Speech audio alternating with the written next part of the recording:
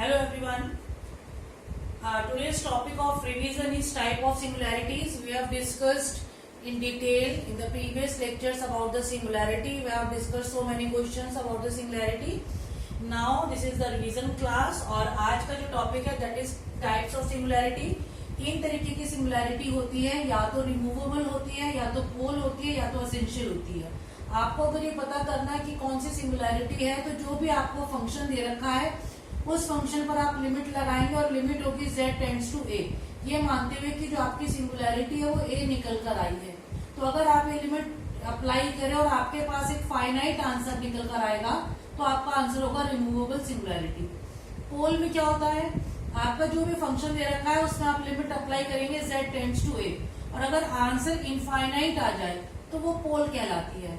Essential singularity ये क्या होती है, आपको कोई फंक्शन दे रखा था, आपने उसमें लिमिट अप्लाई करी z टेंड्स टू a, और अगर आपका आंसर यानी कि जो लिमिट है वो एग्जिस्ट ना करे, आप यहाँ पर लिख सकते हैं लिमिट डज नॉट एग्जिस्ट। अगर लिमिट एग्जिस्ट ना करे तो इसका मतलब ये हमारा कहलाता है एसेंशियल सिंगुलैरिटी। अब है method to find out residues.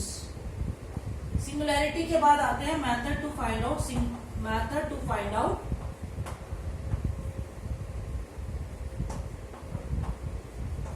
Residues निकालने के मेथड पढ़ लेते हैं बच्चों। सबसे पहले देख लेते हैं कि if z is equals to a is a simple pole. देखिए बच्चों, आपके जैसे ही सिंगुलैरिटी निकल कर आती है उसके बाद आपको रेसिड्यू निकालने होते हैं। रेसिड्यू डिपेंड करते हैं कि जो सिंगुलैरिटी निकल कर आई है वो कौन से ऑर्डर की आई है। तो सबसे पहले हम ये मान के चल रहे हैं कि जो भी सिंगुलैरिटी आई वो एक सिंपल पोल है। अगर सिंपल पोल है तो रेसिड्यू निकालने का देखिए फॉर्मूला बनेगा, residue of fz is equals to,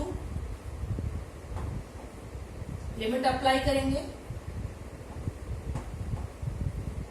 z tends to a, z minus a into fz। ये हमारा फॉर्मूला बनेगा अगर हमारे पास सिंपल पोल है।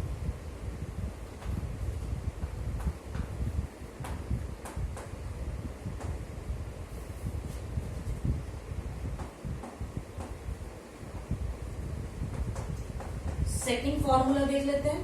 सेकंड फॉर्मूला ये कहता है कि अब हमारे पास z की दो वैल्यू आ गई है a, यानी कि ये आपके पास एक डबल पोल आ गया। तो जब डबल पोल आता है तो देखिए रेसिड्यू निकालने का क्या फॉर्मूला बनता है,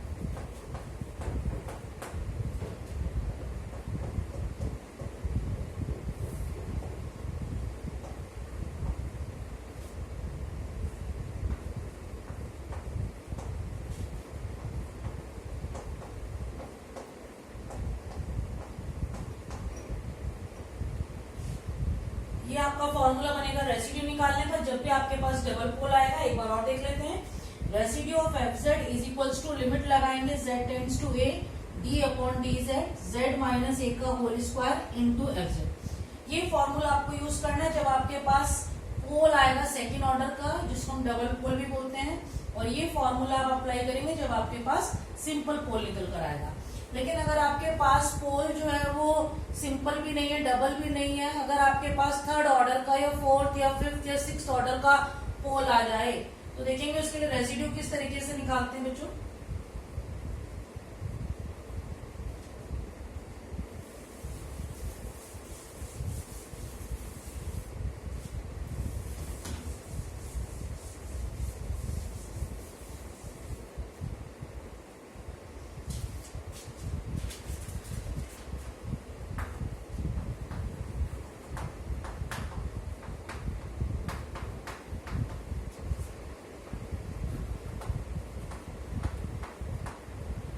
अगर आपके पास z is equals to a एक पोल आया ऑफ ऑर्डर है तो देखिए इसका रेसिड्यू कैसे निकालेंगे, रेसिड्यू ऑफ fz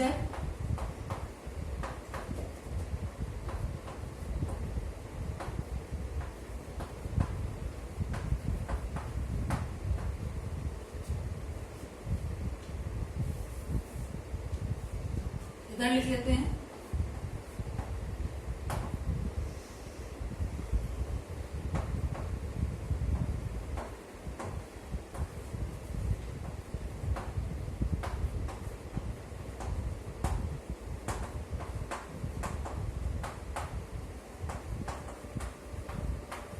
ये वो आपका फॉर्मूला हो जाएगा जब आपके पास जो पोल निकल कर आ रहा है वो ऑर्डर m का निकल कर आ रहा है। जैसे फॉर एग्जाम्पल अगर आपके पास सपोज पोल निकल कर आ गया 3 3 3 एंड 3, यानी कि जो पोल निकल कर आया है ये ऑर्डर 4 का निकल कर आ गया, तो इसका मतलब यहाँ पर a की वैल्यू 3 हो गई और इसका जो ऑर्डर है दैट इज 4। तो देखिए रेसिड्यू का फॉर्मूला क्या बनेगा, सबसे पहले 1 upon factorial m minus 1 that is factorial 4 minus 1 limit z tends to a की वैल्यू आ गई 3 d m minus 1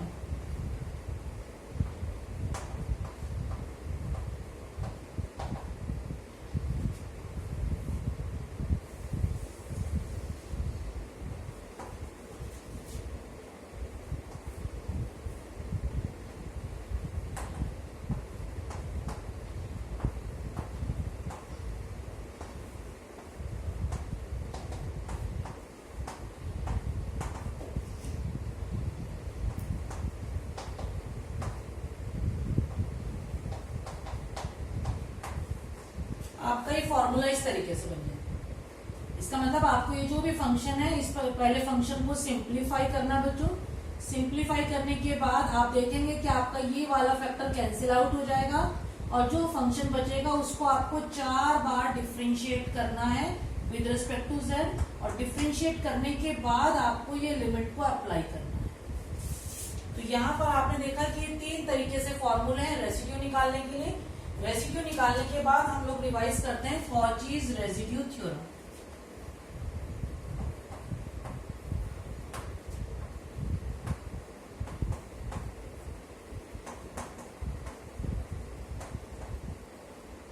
Cauchy's residue theorem आप लोग बहुत अच्छे से पढ़ चुके हैं, आप लोगों ने बहुत सारे क्वेश्चंस करे हैं। कॉचीज रेसिड्यू थ्योरम में कहती है बच्चों कि आपके पास जो भी रीजन होगा वो हमेशा एक सर्कल होगा। क्योंकि हमारे पास हमेशा एक सर्कल होगा तो उसकी लिमिट 0 से लेकर 2 पाई होगी। क्योंकि सर्कल है तो इसका मतलब वो क्लोज कॉन्टूर है, तो हम यहाँ पर एक इस तरीके से इसको क्लोज बनाएंगे और हमारे पास फंक्शन होगा एफ जेड डी जेड। और अगर हमें इस तरीके का इंटीग्रेशन गिवन है तो इसका आंसर होगा with the help of the theorem 2 pi i sum of residues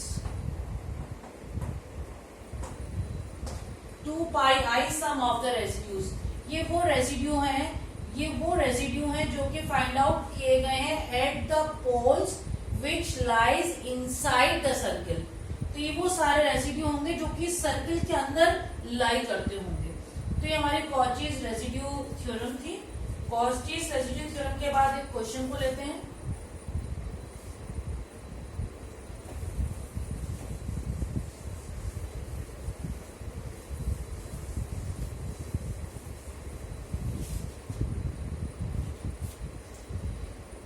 एक क्वेश्चन करते हैं practice. Find the residues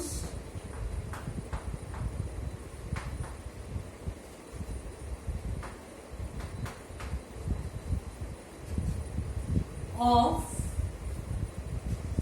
F z is equals to z cube upon z minus 1 raise to the power 4 z minus 2 and z minus 3 at, ये आपको F Z दे रखा है, at its pole and hence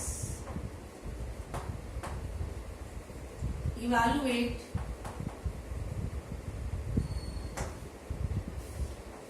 integration f z dz along the circle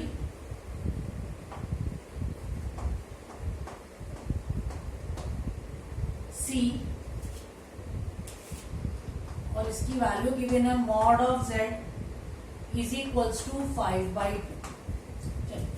इस question को करते हैं। इससे आपको रेसिड्यू निकालने के तरीके आएंगे। सबसे पहले आपको सिंगुलैरिटी निकालनी आएगी, फिर रेसिड्यू निकालना आएगा और उसके बाद you can easily apply the theorem. तो first we'll find the singularity, then residue, then we'll apply the theorem. Solution को स्टार्ट करते हैं बच्चों, और सबसे पहले हम फाइंड करते हैं इसके पोल्स. आप देख सकते हैं कि पोल्स किस तरीके से निकालते हैं, जो कि रिवीजन क्लास है, आप सब कुछ पहले पढ़ चुके हैं, तो हम यहाँ पर डायरेक्ट लिख रहे हैं. यहाँ से देखेंगे सबसे पहला जो पोल निकल कर आया वो 1 1 1 1, एक तो ये निकल कर आया. उसके बाद आप देख सकते हैं z की वैल्यू यहाँ से निकल कर आ रही है 2, और यहाँ से z की वैल्यू निकल कर आ रही है 3. आप देख सकते हैं क्योंकि यहाँ पर 4 सेम वैल्यू आ रही है, तो इसका मतलब ये पोल है ऑर्डर 4 का. This is the pole of order 4. ये तो ये आ गया, और यहाँ से ये क्या आ रहा है, इसको हम बोलेंगे सिंपल पोल, क्योंकि एक ही वैल्यू. सिंपल पोल के लिए फॉर्मूला नंबर 1 था रेसिड्यू का. ये वाला देखिए 4 ऑर्डर का आ गया, फॉर्मूला नंबर 3 लगेगा रेसिड्यू का. और इसी तरीके से ये देखिए ये भी क्या बनकर आ रहा है, ये भी आपका बनकर आ रहा है सिंपल पोल. तो जब ये भी सिंपल पोल है तो इसमें भी फॉर्मूला नंबर 1 लगेगा. तो इस तरीके से पहले आपके पास ये सारे के सारे सिंगुलैरिटी निकल कर आई. अब क्वेश्चन को एक बार ध्यान से पढ़ लेते हैं. क्वेश्चन में कहा गया है find the residues of the function at its pole. तो इसका मतलब इसके जितने भी पोल निकल कर आए हैं सब पर रेसिड्यू निकालना ही निकालना है, इररिस्पेक्टिव कि वो पोल रीजन के अंदर लाई कर रहे हैं या रीजन से बाहर लाई कर रहे हैं. कहीं पर भी लाई कर रहे हैं आपको रेसिड्यू निकालना ही है, ऐसा इस क्वेश्चन में बोला गया है.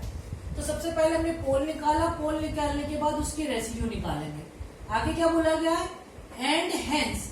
एंड हेंस का मतलब है कि जो भी आपका रेसिड्यू आएगा, पोल आएगा, उसी का यूज करते हुए हेंस इवैल्यूएट दिस इंटीग्रल. इसका मतलब जो रेसिड्यूज आपने निकाले हैं उसका हेल्प करते हुए, उसको यूज करते हुए आपको इस इंटीग्रेशन को इवैल्यूएट करना है. तो जो हम लोगों ने रेसिड्यू निकाला है और इंटीग्रेशन को इवैल्यूएट करना है, तो इसका मतलब सीधा सीधा हम कॉचीज रेसिड्यू थ्योरम को अप्लाई करने जा रहे हैं. सबसे पहले हम फाइंड करने जा रहे हैं रेसिड्यूज.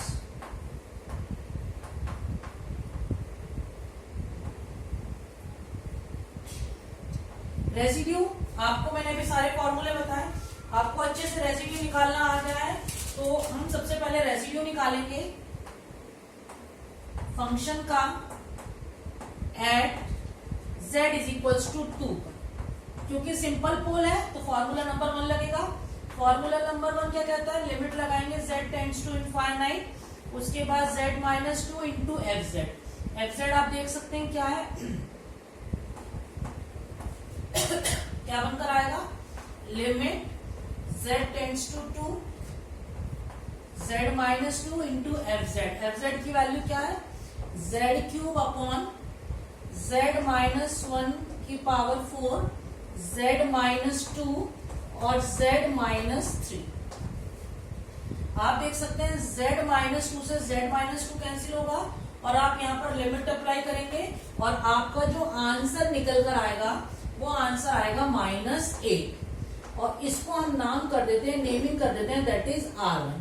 तो R1 की वैल्यू निकल कर आ गई है -8. पहला रेसिड्यू आ गया.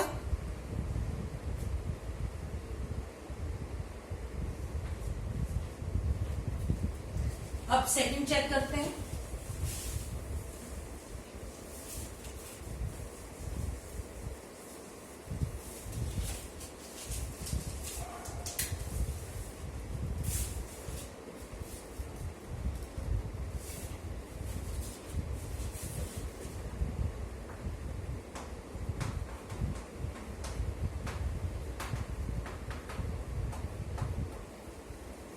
फॉर्मूला बनेगा लिमिट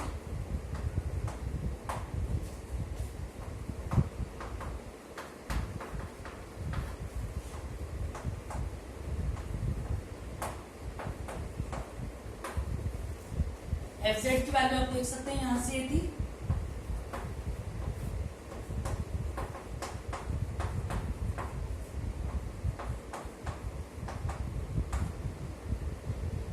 z माइनस 3 से z माइनस 3 कैंसिल आउट होगा. उसके बाद आप ये लिमिट अप्लाई करेंगे, और लिमिट अप्लाई करने के बाद आपका आंसर आएगा 27/16. ये आपका बन गया सेकंड रेसिड्यू. उसके बाद फिर रेसिड्यू फाइंड आउट करेंगे सबसे लास्ट पोल के लिए। और देखिए क्या फॉर्मूला लगेगा।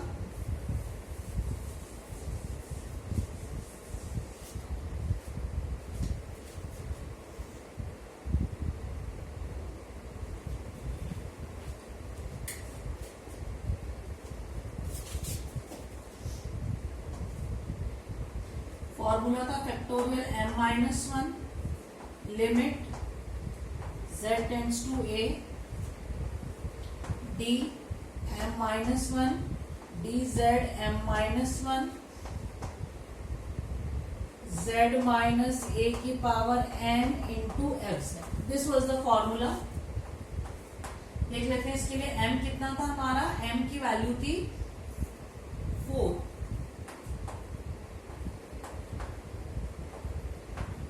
a की वैल्यू 1, पोल 1 था।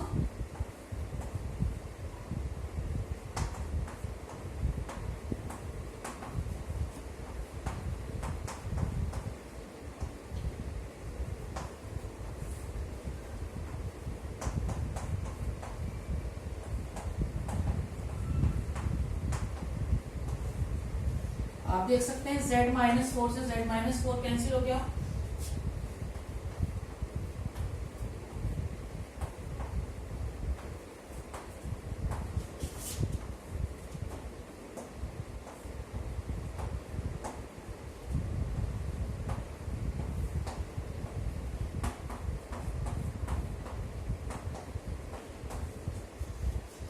अब आपको करना क्या बच्चों, ये जो भी फंक्शन बनकर आया है इस फंक्शन को आपको 3 बार डिफरेंशिएट करना है with respect to z। Differentiate करने के बाद आपको ये लिमिट अप्लाई करनी है z टेंड्स टू 1, मल्टीप्लाई करना है 1 बाय फैक्टोरियल 3 से और आपका जो आंसर निकल कर आएगा दैट इज 101/16। ये जो निकल कर आया इसको हम बोलेंगे रेसिड्यू 3। ये आ गया हमारे पास R3। इस तरीके से हमारे पास एक वैल्यू निकल कर आई है R2 की और एक वैल्यू निकल कर आई है R3 की और एक वैल्यू हमने निकाली थी R1 की। तो तीनों रेसिड्यूज हम लोग निकाल चुके हैं। अब हमारा जो काम है that is to integrate the given question. Integrate करते हैं।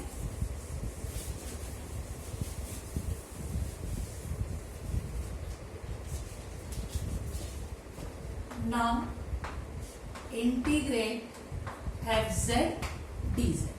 अब इसको इंटीग्रेट करें। इंटीग्रेट करने के लिए हमें ये चेक करना पड़ेगा कि कौन कौन सा पोल हमारे सर्किल के अंदर लाई कर रहा है।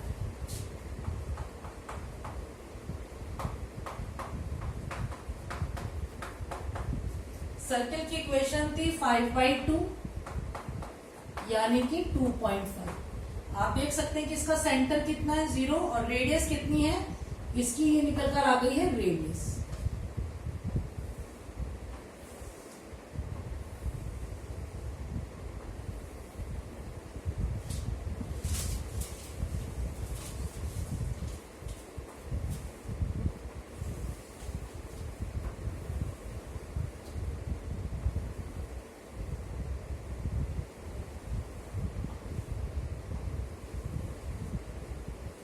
ये सर्किल है जिसका सेंटर आप देख सकते हैं आपके क्वेश्चन में 0 0 है और आपकी जो रेडियस है वो 2.5 है।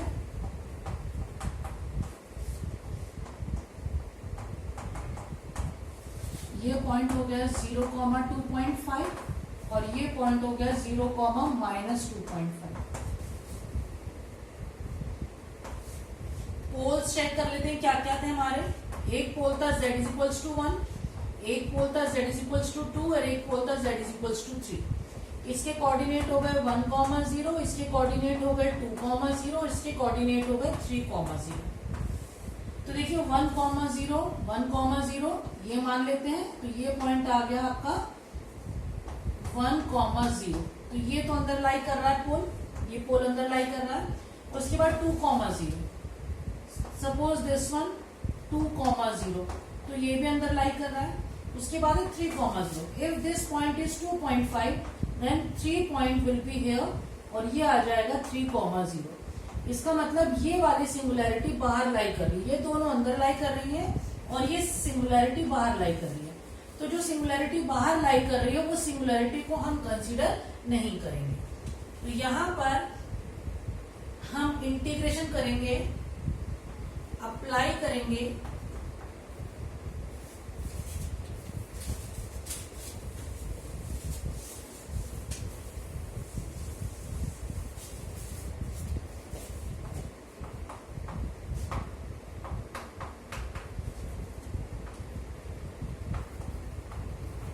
कॉचीज रेसिड्यू थ्योरम,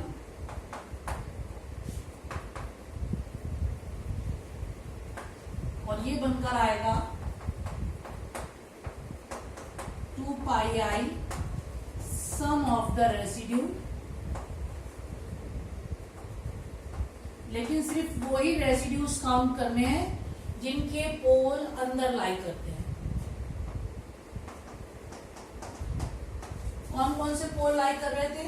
पोल लाई कर रहे थे z इज इक्वल्स टू 1 और z इज इक्वल्स टू 2 के लिए। तो 1 के लिए हमारे पास था R1 और z इज इक्वल्स टू 2 के लिए R1 था और z इज इक्वल्स टू 1 के लिए R3 था। R1 की वैल्यू थी -8 और R3 की वैल्यू हम लोगों ने निकाली थी, इसको हम लोग सिंप्लीफाई कर लेंगे, आंसर आ जाएगा -27/60। ये हमारा पूरा का पूरा कॉचीज रेसिड्यू थ्योरम था। कॉचीज रेसिड्यू थ्योरम लगाते वक्त ये ध्यान रखना है कि आपका जो लिमिट होता है वो 0 से लेकर 2 पाई होता है, क्योंकि आप पूरे सर्किल को कंसीडर कर रहे हैं, तब इसका आंसर आएगा 2 pi i sum of the residues. जितने भी रेसिड्यू, जितने भी पोल्स आपके रीजन के अंदर लाई कर रहे हैं, सिर्फ उनके लिए। तो ये आपको ध्यान रखना है।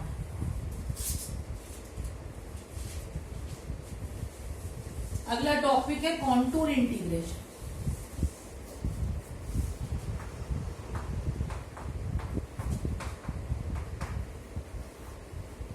कॉन्टूर इंटीग्रेशन आप पहले पढ़ चुके हैं। कॉन्टूर इंटीग्रेशन का मतलब है कि कोई भी क्लोज्ड कर्व होती है, उस क्लोज्ड कर्व के अलोंग कोई भी इंटीग्रेशन करते हैं, that is called contour integration. जैसे कि सपोज ये कर्व हमारी सी है, इसके अलोंग आपने इंटीग्रेशन करा, दिस इज कॉल्ड कॉन्टूर। तो ये हमारा कहलाता है कॉन्टूर इंटीग्रेशन। ये कॉन्टूर इंटीग्रेशन। कॉन्टूर इंटीग्रेशन में आता था एप्लीकेशन।